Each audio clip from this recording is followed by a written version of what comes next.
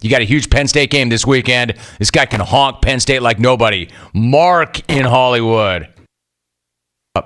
Yo, Jim, I'm taking beer because I want to get blacked out so I don't have to hear, the Rams, they're so amazing, Super Bowl. Oh, my God, have you ever seen such a dramatic display?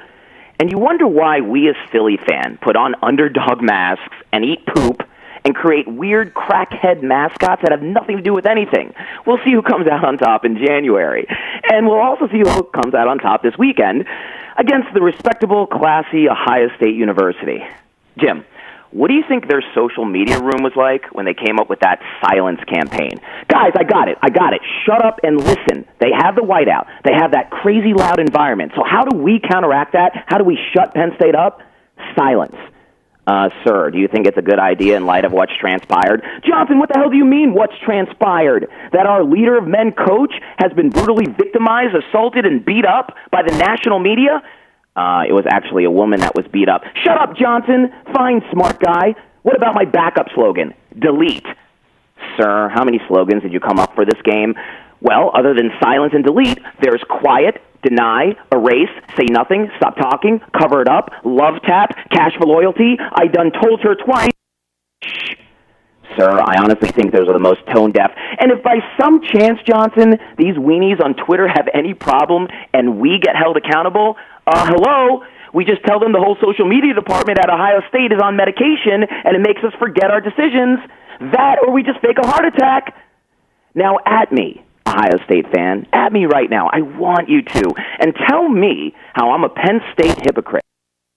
School was guilty of an insidious cover-up that wrecked far more lives, and that the same tone-deaf myopia that I just referenced permeated throughout State College 1,000 times over. I've seen it, Jim. I've seen Buckeye-proud fan take the classy stance of, we're not Penn State.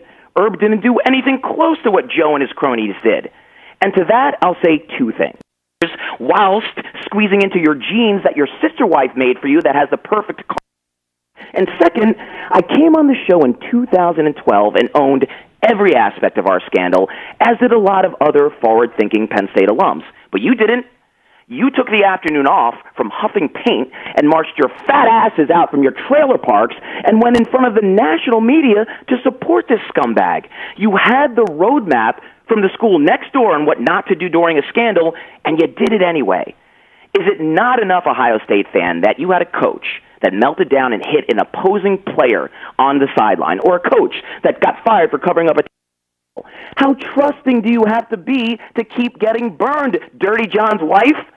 I mean, you realize Herb isn't going to stay there 100 years, right? He's using you, girlfriend. He's using you on his way to the Browns or the Pats, leaving in his wake a 4-year penalty from the playoffs and national ridicule. But I'm from Penn State, so why would you listen to me? Silence. Lions 35, OSU 20, and now I succeed the rest of my time to the Honorable Mr. Lendale. Hey, listen, Ohio State sucks. Mark in Hollywood doesn't. Rack him. This is why he cuts the line. This is why I put aside what I want to talk about to get to him first. He won the smack-off in 2013 with a call like that. That was a smack-off worthy call right there. 1-800-636-8686. I think I made it pretty clear earlier this week how I felt about that tweet. I think it took a lot of time in developing my thoughts on that tweet, and I shared them with you. Oh, what do you know? They took that tweet down. Genius, Ohio State. 1-800-636-8686. Who do you got in that game? And the point, Ohio State fan, that he made about Herb just using you and abusing you on the way to something else, pretty much. It don't look, but that's what he's always done. And he'll do it to you too. Something will happen. He'll fake a heart attack. He will need some time with his family. But something better will come along, and he'll move on to the next thing the way he always has, the way he always will. Best hope he makes it through the year and makes it back next year, because even that I have a hard time seeing. But you've got a challenge in front of you right now, don't you? Happy Valley this weekend. Who do you have? Ohio State or Penn State? And do what you do with Mark in Hollywood. He came in and just did what he always does. Got racked, pissed off a lot of people, and made a really good call.